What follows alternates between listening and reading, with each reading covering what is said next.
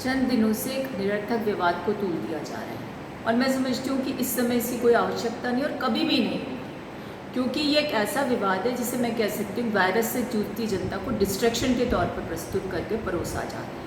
अब एक तरफ तो वायरस है जो हमारे जीवन के साथ हमें संघर्ष करवा रहा है और दूसरी तरफ एक ऐसे वायरस को बढ़ावा दिया जा रहा है जो डिस्ट्रैक्शन यानी कि हमें भ्रमित करने या फिर ऐसे मूल तत्व हैं जिन पर हमें विवेचना करनी चाहिए उनसे ध्यान भटकाने का एक प्रयास है।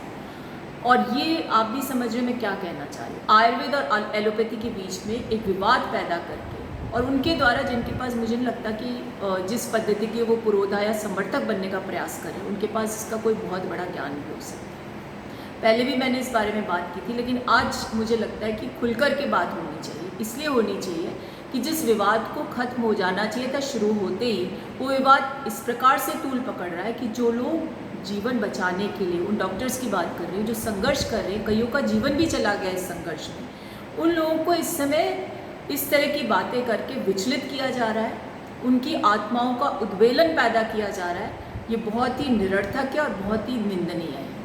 अब मुझे बताइए कि आयुर्वेद के प्रति हमारी आस्था है, सबकी है और मेरी भी है और सबकी है इस देश की, क्योंकि हमारी जीवन शैली का हिस्सा है। पौराणिक काल से ये किसी के पास क्रेडिट नहीं जाता आज के युग में कि वो आयुर्वेद के समर्थक हो सकते हैं, आयुर्वेद के जनक हो सकते हैं। ये तो पौराणिक पद्धति है, ये तो भगवान राम के पूर्वजों के समय से चली आ रही है। और आपको ध्यान है ना कि जब लक्ष्मण जी मूर्छित हुए थे तो वैद्य सुषेण जी ने जो जड़ी बूटी मंगवाई थी हनुमान जी के द्वारा, उससे वो ठीक हो गए थे। यानी आयुर्वेद में बहुत सी ऐसी दवाइयाँ हैं, ऐसी जड़ी बूटियाँ हैं जो जीवनदायिनी साबित हुई। और इस आयुर्वेद को तो हमने अपनी जीवन पद्धति के रूप में अपनाया। प्रसूताओं के लिए बच्चे का जन्म होता है तो घुटी के रूप में, और उसके पश्चात पूरे जीवन पर्यंत इसका उपयोग करते हुए स्वस्थ रहने का हमने काम किया। किसी ने कभी आयुर्वेद को कमतर बताने का मुझे नहीं लगता इस देश में प्रयास किया। आयुर्वेद, योग, नेचुरोपैथी, ये सारी चीज़ें हमारे जीवन शैली का अभिन्न हिस्सा है। हम सवेरे उठते हैं तो जो अपनी जैसी जिसकी रुचि होती है उसके अनुसार व्यायाम करता है, तो वो हमारा क्या हुआ, योग का एक हिस्सा हुआ। चाहे वो योग पद्धति के माध्यम से करे या किसी भी और पद्धति के तरीके से उस व्यायाम को करे, तो वो हमारे योग का एक बहुत बड़ा हिस्सा है। नेचुरोपैथी क्या होती है? नेचुरोपैथी होती है कि नेचर के करीब है, प्रकृति के करीब रहकर के जीवन जीने की एक प्रवृत्ति विकसित की जाए। ये भारतीय पद्धति है, इसमें कोई संदेह नहीं है, लेकिन इसका ठेकेदार कोई बन नहीं सकता।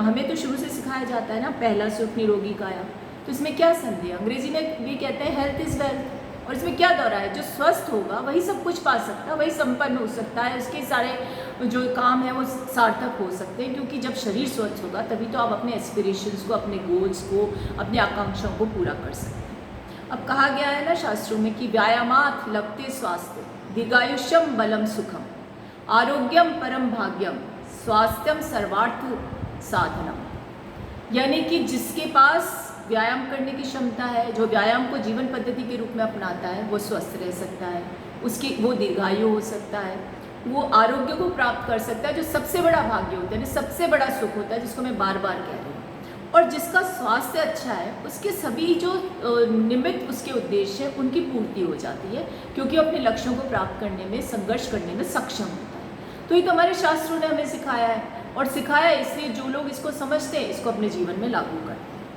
अब विवाद कैसे पैदा हुआ इसको भी सब जानते हैं। अब मैं तो ये कहूँगी कि एक सेल्फ स्टाइल, या यूँ कह सकते हैं एक अपने आप को धार्मिक रूप से प्रबुद्ध व्यक्ति घोषित किया किसी ने, और उसके अंदर एक कंट्रोवर्सी ऐसी हुई कि उसके साथ साथ बिजनेस को भी प्रमोट करना शुरू कर दिया, यानी बिजनेस टाइटल भी बन गए। अब ठीक है, कोई बात नहीं कि हर किसी को अधिकार है कि वो जिस पैशन को चाहता है उसे लागू करे, उसे बिजनेस के रूप में लागू करे, इसमें किसी को आपत्ति नहीं है। और हम तो चाहते हैं ना आयुर्वेद फले फूले, उसको अंतर्राष्ट्रीय स्तर पर ख्याति मिले। हमारे योग दिवस को मनाया जाता है अंतर्राष्ट्रीय स्तर पर, तो पूरे देश को गौरव होता है, इसमें क्या बात है। और मैं तो ये कहती हूँ कि हमारे प्रथम प्रधानमंत्री जो थे पंडित जवाहरलाल नेहरू, उन्होंने चाहे पाश्चात्य शिक्षा प्राप्त की, लेकिन योग उनकी जीवन का अभिन्न हिस्सा था, उनकी जीवन शैली का एक अभिन्न हिस्सा था। और वो योग के बिना अपने जीवन की शुरुआत नहीं करते थे, अपने दिन की शुरुआत नहीं करते थे, अपने जीवन पर्यंत इस योग पद्धति को उन्होंने अपनाया। इसके अलावा और भी हमारे महान पुरुष हैं, जिनमें चाहे साइंटिस्ट हों, चाहे डॉक्टर्स हों, चाहे आयुर्वेदाचार्य हों, चाहे कोई भी हो, सब लोग योग के माध्यम से, मेडिटेशन के माध्यम से अपने आप को फिट रखते हैं। आपने देखा होगा ना कि आजकल बहुत से ऐसे धर्म के प्रचारक हैं जो युवावस्था में इसके प्रति आकृष्ट हो जाते हैं, और मैं उनको सुनती हूँ, तो उनके माध्यम से भी यही सुनने को मिलता है कि बहुत व्यस्त जीवन शैली में देश विदेश में भ्रमण करने के दौरान अगर जेट लैग होते हैं या फिर कहीं सोने की जो होती ना, एक बार जगह परिवर्तित होती तो अच्छे से नींद नहीं आती, तो उस सब पे पार पाने का एक ही तरीका है, योग, व्यायाम और मेडिटेशन। अब किसी को इस पर कोई प्रश्न खड़े करने का कोई मतलब ही नहीं है, कोई इस चीज़ को विवाद बनाना ही नहीं चाहता, लेकिन निरर्थक रूप से अब विवाद बना करके एलोपैथी की जो पद्धति है, जो मैं कह सकती हूँ एक नई पद्धति हो सकती है, क्योंकि आयुर्वेद और एलोपैथी की तुलना इसलिए नहीं हो सकती क्योंकि आयुर्वेद तो भारत का पौराणिक इतिहास से जुड़ा हुआ एक हिस्सा है, और एलोपैथी जो है वो चंद या यूँ कह सकते हैं 200, 300, 400 साल पुरानी पद्धति है। लेकिन इसमें भी कोई दो राय नहीं है कि एलोपैथी ने जो एक इवॉल्व किया है अपने आप को, और एक अभी भी इवॉल्विंग साइंस है, इसने मानवता को बचाने और लोगों को स्वस्थ रखने में, उन्हें टर्मिनल जो डिजीजेस है उनसे बचाने में बहुत बड़ी भूमिका निभाई है। अब हमारे जो महानुभाव है जिन्होंने विवाद उत्पन्न किया, उन्होंने खुला मंच छोड़ा और खुले मंच के माध्यम से कहा, अब देखिए वही व्यक्ति कर सकता है जिसे कहीं ना कहीं से वरहदस प्राप्त हो, जिसको कहीं ना कहीं से कहीं कोई नेक्सेस हो और उसको ये महसूस होता हो कि मैं भले कितना ही अनर्गल प्रलाप कर लूँ, मेरे पीछे लोग खड़े रहेंगे मजबूती के साथ। पिछली बार जब मैंने इस पर आपके साथ एक वीडियो शेयर किया था तो कुछ लोगों ने को बुरा लगा, तो मैं कह सकती हूँ कि देखिए बुरा मत मानिए, बुरा इसलिए मत मानिए कि सच्चाई के साथ खड़ा होना पड़ेगा। आज जिस त्रासदी का हम लोग सामना कर रहे हैं, मैं मानती हूँ डॉक्टर्स खुद इस चीज़ को महसूस करते हैं, कबूल करते हैं कि जो हमने जो पद्धति है एलोपैथी, उसमें जिस प्रकार के ट्रीटमेंट को अपनाया वो हो सकता है कई फेजेस में कई बार गलत भी रहा हो, और खुद कहते हैं कि साहब जो व्यक्ति बच कर के आ रहा है अपनी इच्छा शक्ति से, अपने आत्मबल से, जीवन जीने की चाहत के कारण आ रहा है, क्योंकि एक ऐसा वायरस जो सदी में, मैं कह सकती सदी की सबसे बड़ी महामारी के रूप में प्रस्तुत हुआ है, उसका कोई इलाज संभव नहीं दिखाई दे रहा। आज भी कोई ऐसी दवाई जिसे अधिकृत रूप से कहा जा सके कि एविडेंस बेस्ड मेडिसिन है, ऐसी तो अभी तक आई नहीं। हमारे DRDO ने एक दवाई बनाई है, और मैं तो चाहती हूँ कि वो दवाई सक्सेसफुल हो ताकि लोगों का जीवन बच सके, और मैं तो मैं क्या पूरी मानवता के लिए बहुत बड़ी एक उपलब्धि होगी, हम सब लोग उसको साधुवाद देंगे, लेकिन अभी कह नहीं सकते कि वो भी बहुत सक्सेसफुल हो सकती है। लेकिन उस दौरान भी हमारे एलोपैथी के डॉक्टर्स ने जो जिस जगह से उन्हें ये जानकारी मिली, क्योंकि ये तो पूरा वैश्विक महामारी थी, किसी देश में जो पद्धति, जो तरीका था उसे यहाँ लागू कर लिया गया जीवन बचाने के लिए, और ये करते करते खुद के जीवन को समाप्त भी किया हज़ारों लोगों ने। हमने थालियाँ और वो बजाई थी ना उनके लिए, थालियाँ और तालियाँ। अब क्या हो गया ऐसा कि थाली ताली और फूल बरसाने की उस क्रम को धत्ता बताते हुए उस पूरी पद्धति को ही एक तरह से धकेल रहे हैं पीछे, और उसके ऊपर प्रश्न खड़े किए जा रहे हैं और पूछा जा रहा है कि क्या आपके पास हाइपरटेंशन का, कोलाइटिस का, कोलेस्ट्रॉल का और इन सब बीमारियों को कोई पुख्ता इलाज है? मैं कहती हूँ इन बीमारियों का किसी के पास कोई पुख्ता इलाज नहीं है, ये लाइफस्टाइल डिजीजेस हैं, ये हमने अपने जीवन को जीने के तरीके के कारण अपने शरीर में पैदा किए हैं।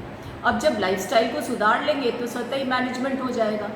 अब देखिए जीवन तो नश्वर है, ऐसा तो हो नहीं सकता कि हर व्यक्ति जो है वो अमरत्व का वरदान लेकर के आए। इस कलयुग में तो मैंने नहीं देखा कहीं। हाँ, दीर्घायु होते हैं लोग क्योंकि वो जीवन को स्वस्थ रूप से संचालित करने के आदी होते हैं और उनकी जीवन अच्छे से चलता है, वो हमारे लिए उदाहरण होते हैं। लेकिन ये जो लाइफस्टाइल डिजीजेज है इसके लिए अश्योर्ड मेडिसिन कहीं नहीं है, किसी भी पद्धति में नहीं। ये मैनेजमेंट की मेडिसिन मिलती है, चाहे वो आयुर्वेद में हो, एलोपैथी में हो या फिर होम्योपैथी में हो, अन्य किसी पद्धति में हो। नेचुरोपैथी भी इसमें बहुत बड़ी भूमिका निभाती है। तो मेरा कहने का तात्पर्य ये है कि भाई आप अपने बिजनेस को फ्लरिश करना चाहते हैं, करिए। हम आपको उस समय साधुवाद देते थे जब आपने कहा था कि हम आयुर्वेद को आगे बढ़ाएंगे, और आपने अपने इस बिज़नेस को इतना बढ़ाया कि अमेरिका जैसे देशों में भी लोग आपकी दवाइयों को लेने के लिए उत्सुक रहते हैं। इसके बावजूद कि वहाँ का FDA कहता है कि साहब आप इसके लेबल को पढ़ लीजिए और इसके अतिरिक्त हम कोई एश्योरेंस नहीं दे सकते, अपने विवेक से इसका चयन करिए। आपके पास अरबों खरबों का एक बिज़नेस खड़ा हो गया, आपने हरिद्वार में एक अस्पताल भी खोल रखा है, उत्तराखंड में आपने हॉस्पिटल भी खोल रखा है, बहुत अच्छी बात है क्योंकि आप इस पद्धति को आगे बढ़ा रहे हैं। लेकिन मेहरबानी करके अपनी इस चेष्टा के दौरान कि ये पद्धति आगे बढ़े या ना बढ़े, बिजनेस आगे बढ़े, इसलिए दूसरी पद्धतियों को नकारना बंद कर दीजिए। उन हज़ारों लाखों डॉक्टर्स का अपमान बंद कर दीजिए जो अपने जीवन की परवाह किए बिना जो लोगों के जीवन को बचाने का प्रयास कर रहे हैं। और आपको पता है ना कि भगवान श्री कृष्ण को क्या कहा था? योगेश्वर श्री कृष्ण, यानी योगेश्वर थे, योग पद्धति के वो सब एक तरह से पुरोधा थे, योग पद्धति को आगे बढ़ाने वाले स्तंभ पुरुष रहे वो। और योग के आधार पर ही उन्होंने अपनी पूरे जीवन को प्रस्तुत किया जो अनुगमनीय है, अनुकरणीय है। और उन्हीं श्री कृष्ण ने एक बार अर्जुन से कहा था, दंभो दर्पोभिमानश्च क्रोधः पारुष्यमेव च अज्ञानम चाभिजातस्य पार्थ संपदा सुरे। इसका सीधा तात्पर्य है कि हे पार्थ, दंभ, घमंड, अभिमान, क्रोध और कठोरता अज्ञानी आसुरी तत्वों वाले पुरुषों के गुण हैं। और मैं समझती हूँ कि जिन्होंने आज आयुर्वेद और एलोपैथी के बीच में एक विवाद खड़ा करके और वायरस ऑफ डिस्ट्रैक्शन फैलाने का प्रयास किया है, जब जीवन बचाने के संघर्ष में सभी लोग संलग्न हैं, सभी सरकारें संलग्न हैं, सारी मानव जाति संलग्न है, उस समय ऐसा विवाद पैदा करके न जाने क्या उद्देश्य हासिल करना चाहते हैं। पर इतना ज़रूर है कि उन्होंने हम लोगों को नीचा दिखाने का काम किया है, हमारे प्रति एक अनैतिक और औचित्यहीन विवाद पैदा करके हमें भी दुविधाओं में डालने का काम किया है, वितंडावाद पैदा करने का काम किया है, जो किसी भी सूरत में, इस परिस्थिति में तो किसी भी सूरत में स्वीकार्य नहीं है। इससे मेरा कहना है कि ऐसे लोगों को डिस्कार्ड करिए, ऐसी सोच को डिस्कार्ड करिए, ताकि हम लोग जो एक संघर्ष है उसके प्रति अपनी जिम्मेदारी को पूरी तरह से निर्वहन कर सकें।